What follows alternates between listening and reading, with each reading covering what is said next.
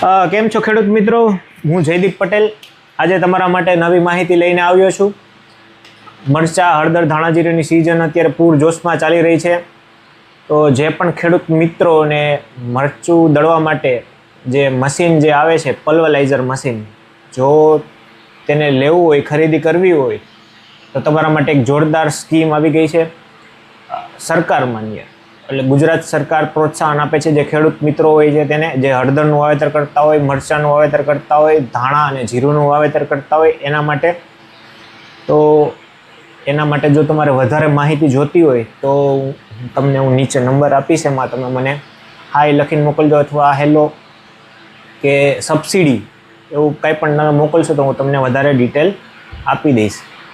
કઈ રીતના છે, શું છે એ બધી ડિટેલ અમે તમને આપી દઈશું।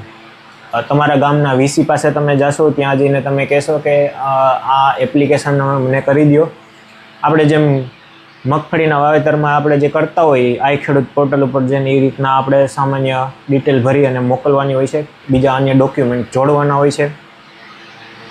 એ જ રીતના તમારે એમાં એપ્લિકેશન કરવાની હોય છે। જો થાય તો ઠીક છે, નહીંતર અમને કહેજો તો અમે પણ કરી દઈશું।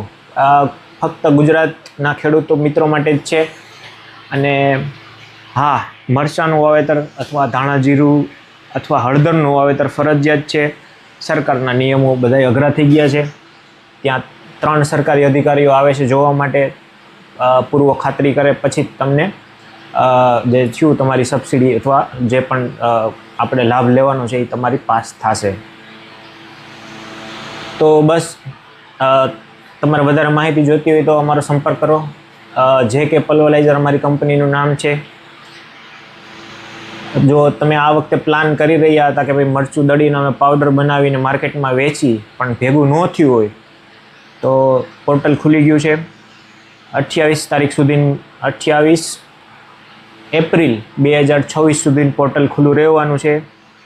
ત્યાં સુધીમાં તમારે અરજી કરવાની રહેશે। બાકી વધારે માહિતી જોઈતી હોય તો અમારા નીચે આપેલા વોટ્સઅપ નંબર ઉપર તમે અમને DM કરો, મેસેજ કરો। બસ।